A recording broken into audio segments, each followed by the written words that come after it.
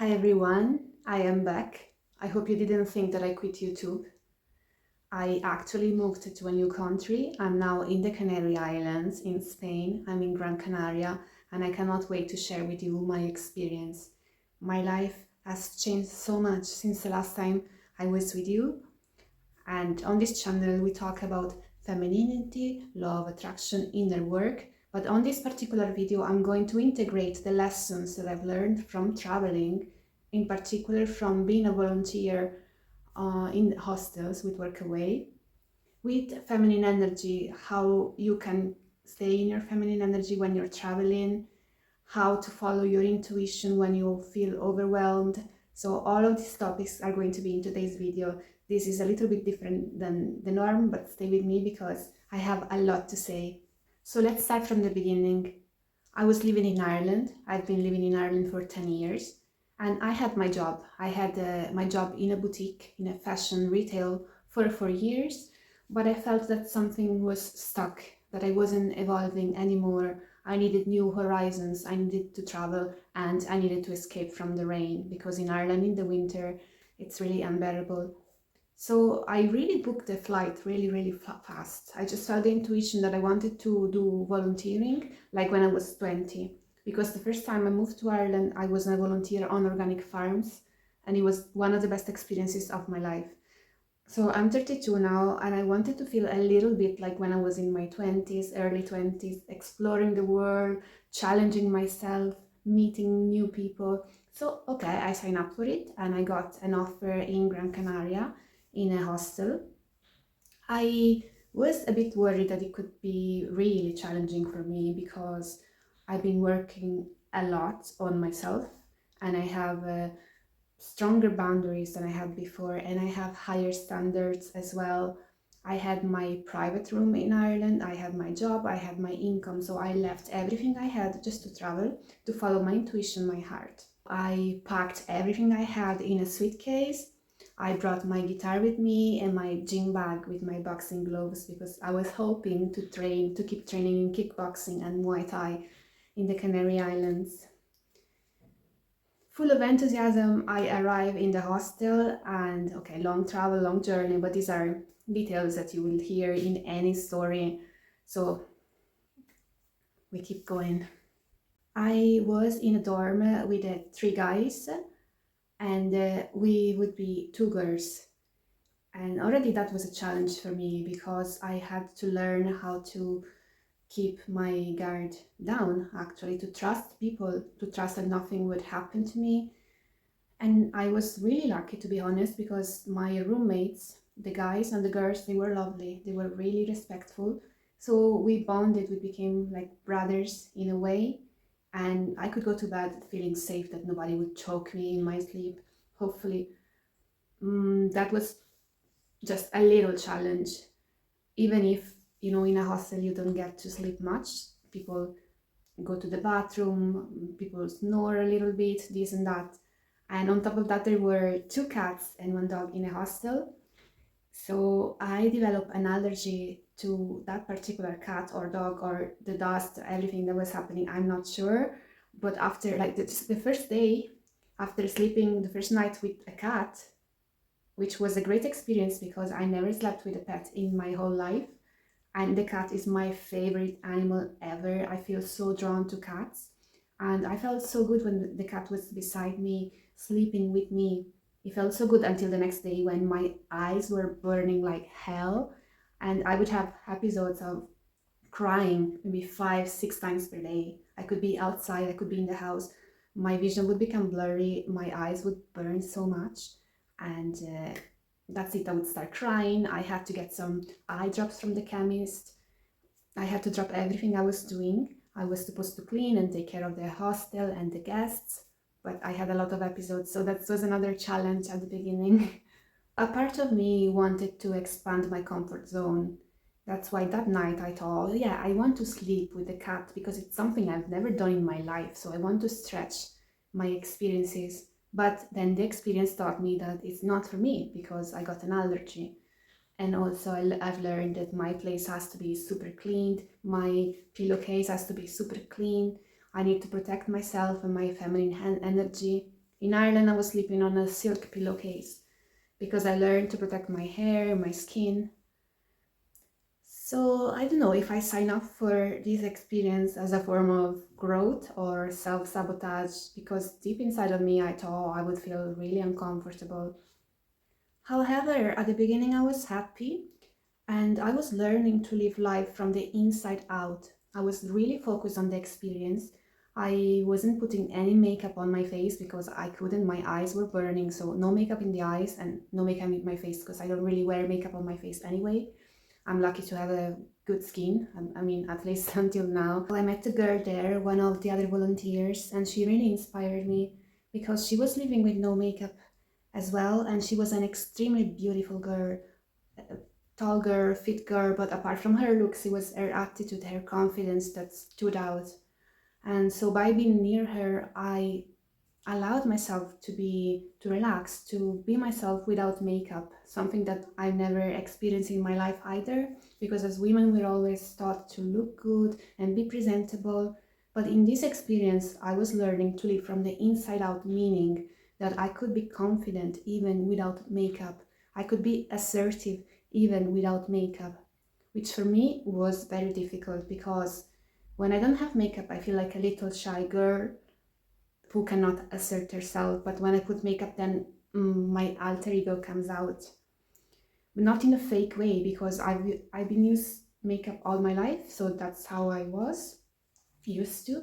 But this girl, she told me, like, she was seeing me without makeup and she told me, oh, I thought that was the only version of you, I didn't think you would wear makeup at all.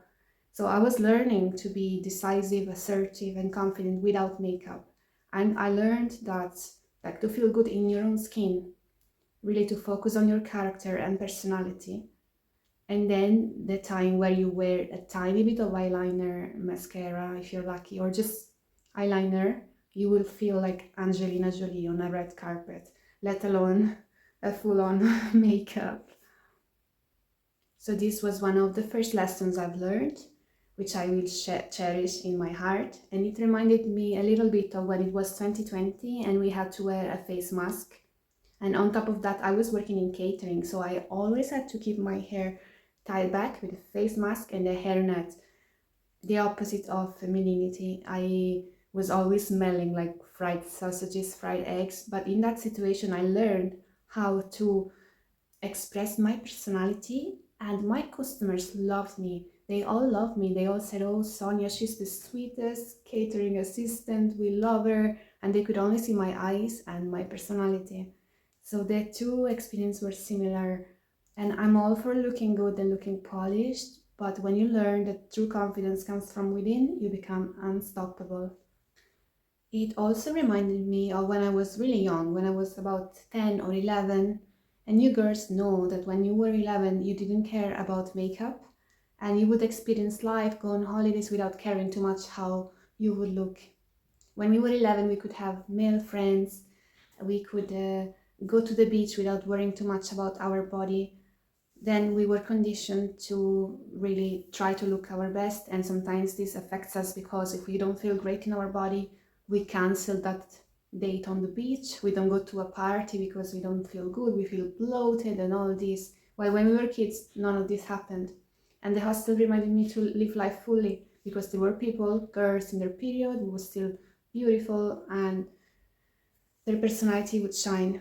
So okay, I'm gonna wrap it here. This is my first how to be confident without makeup. I really needed it. I'm so grateful for this experience.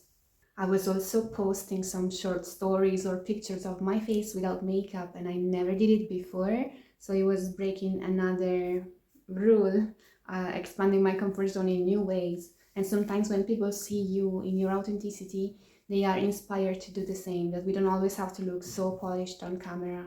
Like today I felt like back to myself, because if I have to choose between living with no makeup and being more sophisticated, I'm a Capricorn, so I will always go for looking put together, but I can live either way, and this is my strength.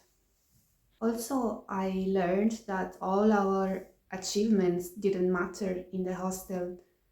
All that mattered was our personality and how we would make guests and other volunteers feel. because I've written 2 books. I'm a musician, I'm a writer, I did some modeling, all this. Like you think, oh, I have all this, tick all these boxes, but then you go there and they don't care. Nobody knows you. When you travel, nobody knows you. Nobody knows your story. You can be anything you want, but also you meet amazing people who also have achieved great things. And it happened that in the hostels, everybody was maybe a content creator. They all had thousands of followers on TikTok or Instagram, or they were all into kind of social media related jobs. So, well, in Ireland, my circle, I was kind of the only one who was posting a lot, who had a YouTube channel, and maybe I inspired other people to do it, but it was not common. So you travel, you meet amazing people, and you recalibrate. You're not the only one doing it. Actually, you're just a little small dot in the universe, and you can get inspired by other people as well. And then there was another thing that happened, but I don't want to talk too much about this particular story. We were supposed to work 3-4 hours per day and then had a full day for ourselves. But the truth, it wasn't fixed times. It wasn't, say, from 9 to 1. Sorry, I had to count because my maths is terrible. It could be maybe 2 hours in the morning, 1 in the afternoon, 1 in the evening. And also we were required to fulfill other minor tasks. So between one thing and the other, go to the shop, do this, check in. Sometimes we were stuck in the hostel for maybe 8-9 hours, just with a quick lunch break. So some days I felt like I was in a job because I barely had time to text my family. I was really busy. I always had to be around people and around guests. So for me, even if I'm not cleaning a bathroom, but I'm in the sitting room checking somebody in or talking to guests, that for me is work. And I was a volunteer, so I wasn't getting paid for it. But that was my choice. I just didn't expect that I would have to be bound like stuck in a hostel for so long. So I stopped creating because some days we had a lot of tasks to do. So I started to be in my masculine energy a lot. And this turned into survival mode before I knew it. So every day I would wake up and I would feel, okay, I only have 1 hour before everybody wakes up and gets ready to go to the beach. It was actually also extremely warm where I was, so I could only go to the beach from 8 to 9, and then 9 o'clock start working, cleaning, getting organized. And you know well that when you're stuck in survival mode, you don't have time to look pretty, to feel good, to dance, to create, to write. So I stopped posting on social media because I wasn't inspired at all. I was overstimulated in a way. If I was lucky, I would write some lines on my journal. I'm a really private person and I'm an introvert, so for me, every time I go through an experience, whether it's good or bad, I have to sit down with my thoughts, process my emotions, and then physically release it. And the way I physically release my emotions is either through dancing or basking, singing, or kickboxing, which is the best way because after a kickboxing session, all the trauma and micro trauma that you experience, you let it all out, you sweat it all out, and you finish the session feeling brand new. You look at your problem and you think, okay, that's not a big deal. So I started to feel like I didn't belong there, although I was grateful for the people I was meeting, because in a hostel, everybody's a tourist, everybody's on holiday. So when you ask them, what are you doing today? They're all going to see the sunset, they're going for a jeep safari, they're going on an adventure, they're going scuba diving, all these things that in my regular life in Ireland I wouldn't hear. So I was grateful for that, but at the same time I was feeling overworked for no pay. And I started to think, well, if I was in Ireland cleaning, I would make, I don't know, I would earn like a full-time or maybe even part-time. I would earn money for this. So I thought there's no point for me being in Gran Canaria just to learn how to clean, because there wasn't really time, at least for me, this is my experience, to go around traveling.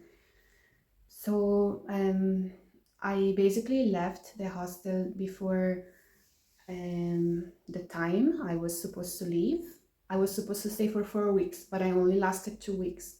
And I'm not proud of my behavior because usually I keep my word in everything. But in the moment when I feel that I'm not happy or I'm stuck or I'm in a prison, I'm sorry, but I have to put my well-being and my mental health first. So I left and then I moved to Las Palmas. And Las Palmas is the capital of Gran Canaria. Before I was in a small town that was very touristy. So everything was fake. There were only restaurants and food was very expensive, even just regular thing. The same prices of Ireland, but imagine having a Spanish salary and going out for dinner in a restaurant like that. But apart from that, there was no authenticity, just all pretty, all curated for tourists, and it wasn't my place. While Las Palmas is more authentic, I love it here. It's a little bit more rough in a way, but it's the true spirit of the Canary Islands. So once I was in Las Palmas, and thankfully some friends were able to help me, so now I'm staying with friends. I started to write a lot and journal and think about my experience, because when I was in the hostel everything happened very, very fast, and I was always around people. Even in the evening, in the night, I was sharing the dorm, so I couldn't really be with my feelings. And I realized, yeah, I enjoyed the experience. It was really, really good for my personal growth. Because remember, even when things don't go your way or something happens, you always learn. And my plan, my goal was not to be stuck in Ireland, was to live life, experience life. So I asked for it. I wanted a challenge and I got it. It was like a punch in the face as usual, like everything in my life. I always learned the hard way, but it was so good for my personal growth. I really learned how to set boundaries, because in a hostel you have to set boundaries, but at the same time you're kind of supposed to be nice and accommodating. So I learned very important things about feminine energy and living in a hostel, because my values that I developed in years of studying feminine energy, in years of inner work, were clashing with the idea of a hostel. So I think I have a bit of a split personality sometimes. I'm attracted to two polar opposites. So I want to be bohemian, but I'm also classy. I'm very rebellious, but I'm also very traditional. And in this case, I wanted the adventure, but I also wanted my comfort. And you cannot have two things at the same time. You're gonna lose your mind. And that's what happened. I was thinking that, feminine energy and inner work was teaching me to take up space in the world. Own, stand your ground. Don't be afraid to be big. And taking up space was clashing with a hostel life where you have to walk on tiptoes in the dark, not to wake up anybody. You have to keep everything very neat, not disturb anybody. Also, feminine energy teach you slow down, take your time, enjoy life. Hostel, don't stay more than 2 minutes in the bathroom or in the kitchen or somebody's gonna kick you out. So I felt so pressurized, and I felt like this experience was really keeping me in my masculine energy, but to the extreme. I couldn't even brush my teeth in peace and somebody would knock at the door. So I know this is what you expect from a hostel. I sign up for it, but I learned that it's not for me. I like to take my time, especially in the morning. Nobody can rush me. I'm a Capricorn again. I repeat it. We hate to be rushed in anything I do. So take up space, like be quiet, don't bother anybody. Take your time, slow down, hurry up. Somebody's gonna need to use the bathroom after you. Also, feminine energy, especially dark feminine energy, teaches you to set strong boundaries. But what happens in a hostel, you have to compromise every single thing. You're no, you're cooking, somebody walks in, and you, okay, sorry, I'm going here. Like, it's everything to keep you small. And it's okay when you're young, but at my age, it's not for me anymore. Like, all these lessons, I wrote them down because I'm going to recap them. It's easier. I made a list. Feminine energy teaches you to. So I'm gonna say first what feminine energy inner work teaches you, and then how you behave, how you expect to behave in a hostel. So take up space, make yourself small, shine your light, walk on tiptoes in the dark, Don't make any noise, not to bother anyone. Set strong boundaries. Compromise everything, not to bother anyone. Slow down, take your time. Hurry up in the bathroom, in the kitchen, in the shower, because someone is waiting. Put your own needs and desires first. Please anyone else, not to bother anyone. Sleep 9 hours, take care of yourself, rest. I know this, I don't have to read. Sleep 4 or 5 hours with a lot of breaks in between, if you're lucky. Work on your own business. Work hard for anyone else and don't even have time to sit down with your thoughts and create anything for yourself. Speak your truth. Keep your head down and obey. You are worthy to receive gifts, favors, compliments, ease from life, from people, versus give up your bed, your locker, your space in the kitchen, everything when somebody else asks. Have self-respect versus keeping your head down and accepting to work extra hours with no pay just because they ask you. And it was my fault as well, because I was being too available. Probably I didn't set strong boundaries. And I love the job. I really love cleaning. If I had to choose between having a job and staying home cleaning, taking care of the house, I would definitely clean. But in this situation was too much because I wasn't getting paid for it, and I'm not doing it because it's not my purpose. And even my purpose, I expect to get paid for it. It's just the way it is. I don't do it for free. Not because I'm obsessed with money, but because it's the way it is. Most important, live authentically versus live life as a facade. Keep everything spotless for guests, while our dorm was a mess. Also the tourist place, just the facade, you know. So these are the lessons I've learned from this experience. I know this video was a little bit different and it was a little bit of a rant. I was just venting about maybe all my frustration. Probably nobody's gonna watch it unless you're interested in going Workaway in Gran Canaria and you're a feminine energy woman, which I hope, because this is my goal, is to help women who want to take this step. First of all, I want to help women who are into self-development. But if it happens that, like even smaller niche, these women want to go away with Workaway, you have to decide if it's Workaway or walk away, because I did the latter. It wasn't for me.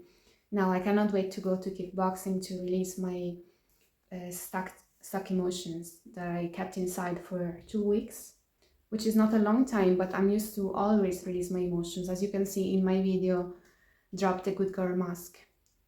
Sorry, I forgot to say another thing that happened when I left. Of course, the owner of the business, she told me, you cannot live like this. You're not a good person. You're not a nice person. And I was very calm in there because I knew what I was feeling. And I said, I'm not here to be nice, which might sound outrageous to people pleasers, but I did so much work on myself that, to me, just to say I'm not here to be liked, I'm not here to be nice, it's just part of my daily schedule, daily life, okay? Because I really worked hard, and when I feel disrespected in any way, I walk away. I don't even owe an explanation. She was asking why, not just why, but she was asking deep questions, while I have personal reasons. I won't share here, but I have so many reasons that I cannot even explain. And it's my choice. Nobody should be stuck in a cage unless this person is deliberately fighting another human in a cage, in an octagon. That's what I say. And thank God for martial arts, because they taught me to breathe through discomfort. And for me, these 2 weeks, apart from some moments of joy and shared experience and learning, were full of discomfort for my Capricorn ass. So I really had to learn, like you learn in sparring, when hundreds of punches are coming at you and you have to stand your ground and breathe. Don't crumble, just stand your ground and then counter. And the way I countered was by walking away, choosing myself, choosing my business. Now finally I'm back creating. That's why I disappeared, because in the hostel no way I could have been able to do this. I don't know if anybody's watching this, but this is just my outlook on this experience. I hate to be the one that ruins the poetry, because when I see Workaway online, it always seems amazing. And when I was 20, I would have loved it. I think it's more a matter of age and standards.